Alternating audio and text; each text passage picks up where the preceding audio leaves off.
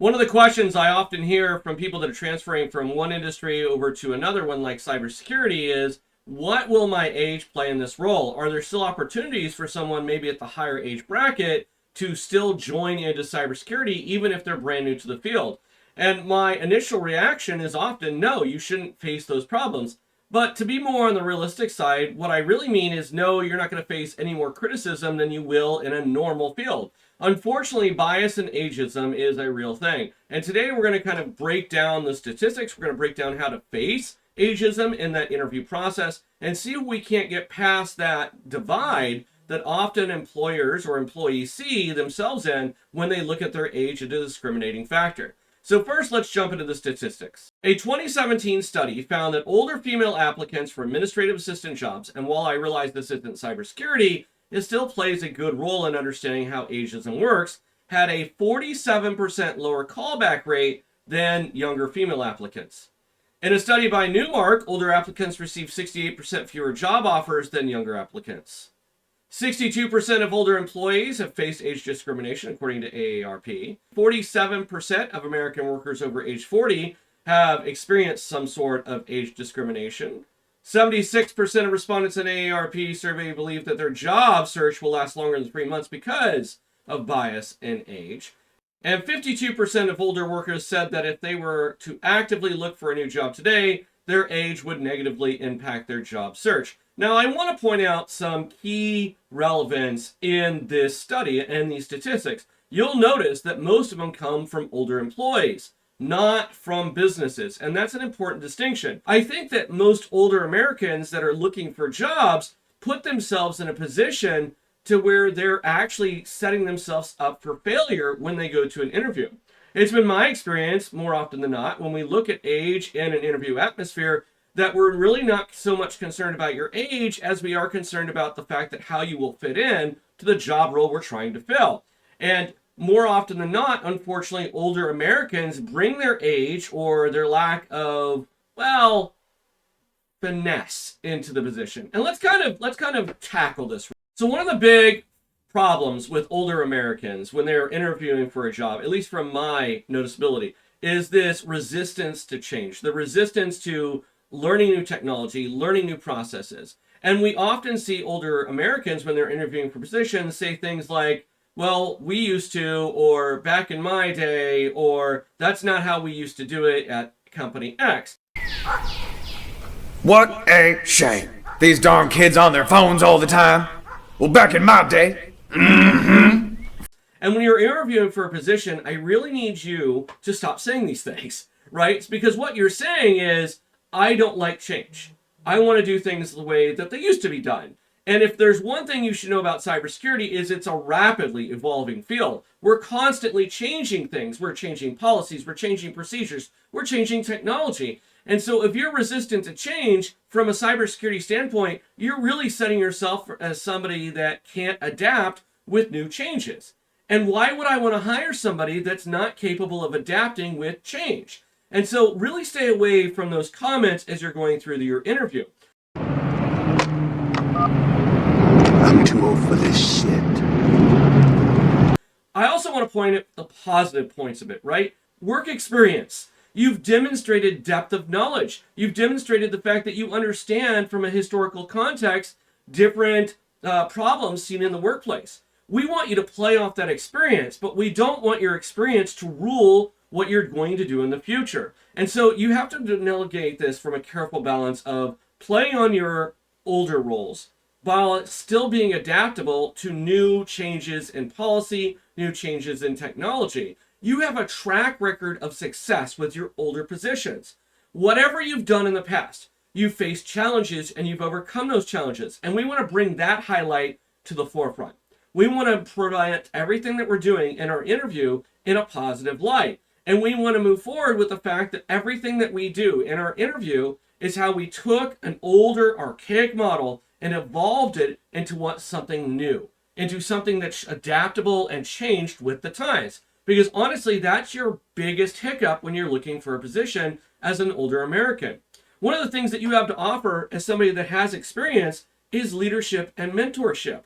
One of the problems we often see with brand new younger employees is their undying need to rapidly jump from point A to point B to point C without thoroughly thinking it through. As an older person that has already experienced the work environment, you know this is a setup for failure. And so you bring to the table this ideology that, hey, I'm going to evaluate what's going on. I'm going to partake and look at the whole picture before I make a decision. And that's maturity and something that you have abundance of. And so you should be bringing that to the table. However, we need to bring to light the fact that you're adaptable to change. You're keeping current with new and existing technologies. Amy, it says you are trained in technology. That's very good. Are you adept at Excel? No. PowerPoint? No. Publisher? Not really. Exactly in what area of technology are you proficient? Snapchat, Pinterest, Instagram, Vine, Twitter. You know, the big ones. And so I know that's that careful balance. We're going right back to it. I need to be current with new technology. I need to play on my older experiences. And if you can successfully merge those two together, your age will play no role in 95% of all job applications. I want to take a quick break here, real quick. If you don't mind and you found this video to be helpful, I would really appreciate that like, that subscribe, and of course that bell icon. Let's get back into this. What are recent continuing learning strategies that you've employed? Have you gone to boot camp? Have you experienced a new college course? Are you staying up to date with certifications? Are you keeping up with new practices, right? Are you keeping up to date with new platforms? How are you keeping up with these platforms? Have you gotten Security Plus? Have you gotten CYSA? What about CISP? What about CISM? What about OSCP? What about CEH? All of these are certifications that you can come in to play with. What podcasts have you talked to or listened to, excuse me? Are you keeping up with date with practical skills? Are you trying try hack me? Maybe Hack the Box, maybe VulnHub. Do you have a virtual environment? You have older technology and you can adapt to it. You've gone through the trials and tribulations associated with age and maturity, and you've come up on top. And so how can you showcase that?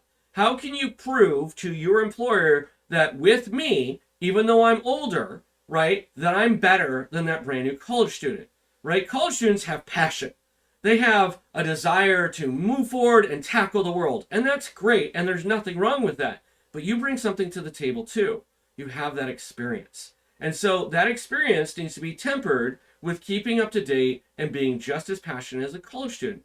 I mean, nothing's more vibrant than seeing somebody that has this unnatural ideology of what cybersecurity is, because they really don't get it. And the passion really shows through when they talk about cybersecurity.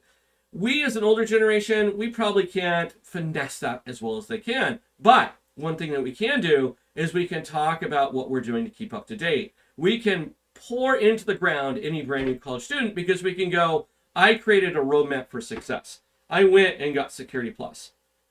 I tempered my Security Plus and I moved forward by doing hands-on activities. I have my own virtual lab at my house and I practiced on pfSense. I've practiced on Splunk. I've gone through Hack the Box. I've messed around with VulnHub. I set up a server and did X, Y, and Z. I'm reading and learning about podcasts and blogs and listening to vlogs about cybersecurity. I can talk the talk, I can walk the walk. Something that a lot of brand new students just can't keep up with because they're so, well, ADHD that they're jumping from one topic over to another, to another, to another, but they have a surface level understanding of it. 9 times out of 10, the older generation is willing to dive a little bit deeper beyond that. And if you are, you can go through and show that enthusiasm. You can show that connection with the technology that no brand new college student can. You can talk about older attacks. Usually, if you're in my age bracket, we remember Yahoo. We remember Target. We remember some of the problems that we faced in 2000. And so you have a connection usually with the hiring manager because a lot of times the hiring manager is my age. And so I love to have older people that understand that, hey, it's not all rainbows and sunshines. And one of the things that you really bring to the table as an older employee is the fact that I don't have to usually worry about you calling in sick to go party on a Friday night. If I tell you to be on time, I can pretty much depend that you're going to be on time. And so while you may lack the enthusiasm and the passion for cybersecurity that you just can't bring forward that a brand new college student can, you can bring adaptability, dependability, and your ability to move forward and understand the situation from a holistic point of view, right? Usually what we really face in older generations when they're trying to move into cybersecurity is the inability to learn new technology. We understand how to work on a team. A lot of the problems with younger college students, especially today, is they have this unnatural ideology in their mind that cybersecurity is a solo sport. And they're so out to prove themselves and burn everybody around them to get to the head that they really have this solo kind of sport idea. However, with an older generation, that's usually not the case. They understand the power of teamwork. And so as somebody that's going through, one of the ways that you can conquer ageism really is saying we a lot. Bring it from a team perspective. Bring it to the fact that, you know what, I may not be the fastest on Vulnhub, even though I would never say that in an interview, right? I can bring my team together. I understand the balance of, you know, I may have an employee that needs time off because they're freshly married. I can bring mentorship and I can bring that calm demeanor into an otherwise chaotic environment because I have the maturity to do so. Right now, we don't want to say it that way, but we really want to amplify during that interview process what we bring to the table. That maturity, that understanding of the whole picture rather than that ultra focused problem on what the attack consumes. And so realistically, what we're setting ourselves up, even though we may not have all the technical prowess that a brand new college student has, or somebody that can devote 12 hours a day into cybersecurity, we're bringing into the picture that yes, we're going through it, we're understanding it at a much deeper level. We're understanding the technology, we're keeping up to date with the technology and trends, we understand normal attacks and what's going on, and we're really bringing that sense of calm into an otherwise chaotic environment. One of the things that we want to do on our tips for our resume, is to avoid unnecessary dates. On our resume or during our interview process, anything that may belay or bring into sight that, hey, we are older, right? If we have graduation dates, maybe I have a bachelor's degree from the 70s, I maybe not want to bring that forward. And I say 70s, but let's look at this, right? The 90s or 80s. Maybe leave those graduation dates off our resume and we can just put BS in whatever it was. A lot of your bachelor's degree, it still has value and it should 100% be on our resume. But why are we putting the dates on there, right? Does that kind of a key? Yeah. Is it kind of, well, a little bit sneaky? Maybe. But it's also sneaky or pretty much kind of unethical for someone to look at that graduation date and then rule you out because you graduated in the 80s or the 90s. And so let's leave that off of our resume. We want to limit any types of dates on our resume that maybe doesn't go in there. One of the common mistakes I often see, especially with the older generation, is this need to put all the positions that they've ever worked on their resume. Why are you doing that? Anything older than 10 years is pretty much something we can leave off our resume unless it has a direct reflect on the position we're offering, right? But if you're transferring over to cybersecurity from a non-technical field, you really don't need to put it on your resume. So why are you, right? So let's limit that date down to about 10 years. We want to tailor all of our resumes to the job we're moving forward. If we worked at a Walmart as a cashier, and again, you can go back to that transferable skills that I talked about last week, right? Then why are we putting it on there, right? If we're talking about cashier, let's focus in on the cybersecurity narrative associated with that role, with the role that we're trying to apply for, okay? So one of the things that I really want to kind of go through is how to respond to some of the interview questions that you may face if you show an age, right? Just one question. Do you work well under pressure? I think that I work really well under pressure in high stress environments especially.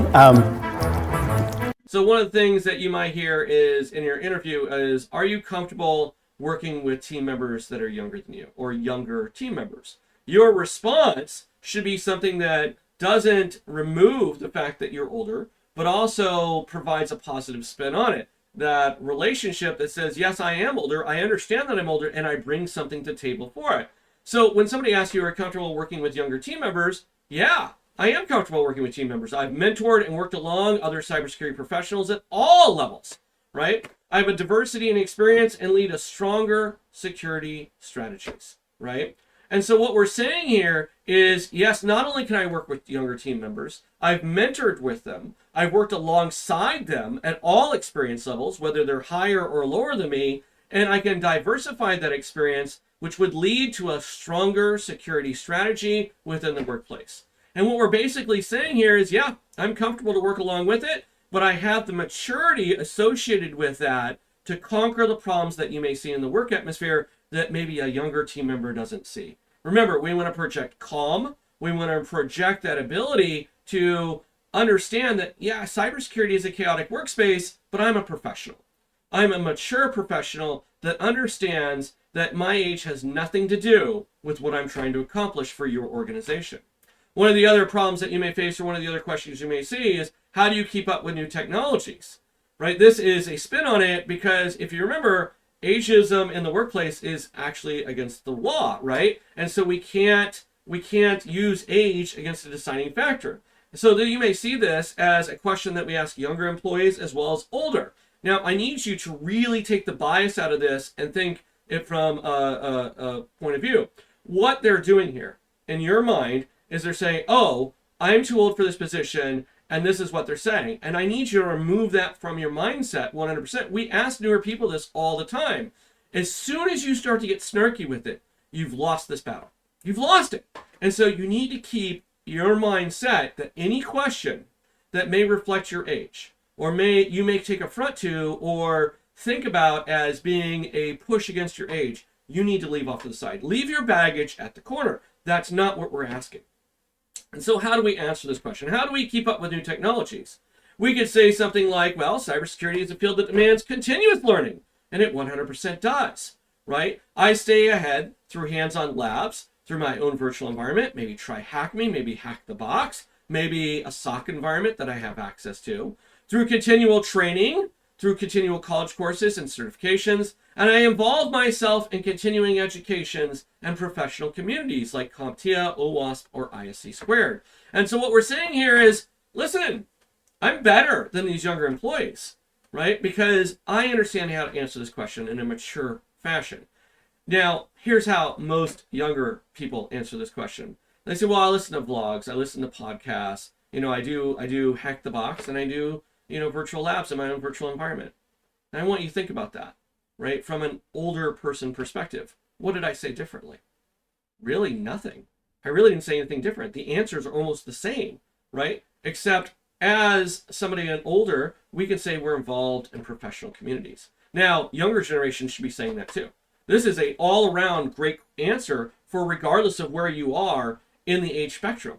But we can identify certain communities that we're associated with, right? So when we start talking about keeping up with technologies, take that idea that it's about your age completely out of the picture, out of context. It doesn't matter. If you snap at this, you've lost the battle. You've lost it. As soon as you start bringing your age into the factor of the interview process, it's now up to debate. You brought it forward, which now makes it a problem within the organization, and that's not what we want to do, right? All right. One of the other questions that we may see within this is, are you sure you're okay with a fast-paced environment? And so this one really is, and I can see how you, as an older person, you could take affront to this, right? Again, as soon as we start taking offense, as soon as our answer has any type of offensive nature to it, we've lost the battle. And so we need to set that aside. That baggage does not matter, right? Because believe it or not, we ask younger employees this as well. Can you keep up with the fast-paced environment that is cybersecurity? Are you able to work 10 to 12 hours a day? I was asked this when I was 12, or excuse me, not when I was 12 years old. I was asked this when I was 22, 23, and going in from the Army over into the private sector. And the last thing that came into my mind when they asked me this was, are you kidding me? I used to work 18-hour days in the Army, right? So, are you sure you're okay with a fast-paced environment? Absolutely. Cybersecurity is always fast-paced. It's one of the things I really enjoy about cybersecurity, is that it doesn't have a stagnant purview to it. I'm able to jump around and go through in that high-pressure environment, and I thrive in this type of environment. I love responding to zero-day threats. I love implementing critical security frameworks under tight deadlines. I love seeing new incidents occur and tackling them, figuring them out. It's like a puzzle to me, and I enjoy that work atmosphere because the day goes so much by quicker. That's the type of response we're looking for. As soon as you bring your age into it, as soon as you bring in the fact that, you take offense to this type of question, you've lost the battle. So what are some other questions that you may see? Remember, as soon as you bring your age into the interview, your employer, your prospective employer, is going to zero in on that. They can see what you're doing, and you've set yourself up for failure. So when we're looking at age within our interview process, when we're looking at age on our resume, remember, there's 2 key points of this. One, for your resume, let's not shine a spotlight on the fact that we're an older generation. That's one of the worst things you can do, right? Yes, we're older. Who cares? It has nothing to do with my hireability. But 2, when I get that interview, we need to make sure that we show up professional, calm, and in a state of mind that, yes, I'm older, but because of that, I have experience to bring to the table that's going to set me apart from other applicants. Age has nothing to do with it. It's your perception of age that 9 times out of 10 causes you to lose out on a position. It really does. It's not that younger secretary. It's not that younger cybersecurity student. It's usually you, the applicant, that's actually causing the problem. I'm hiring older people, right? The reason I'm hiring older people is because they're calmer in face of dangers. They're calmer in a fast-paced environment. They show up to work when they're supposed to. Believe it or not, you bring a lot to the table.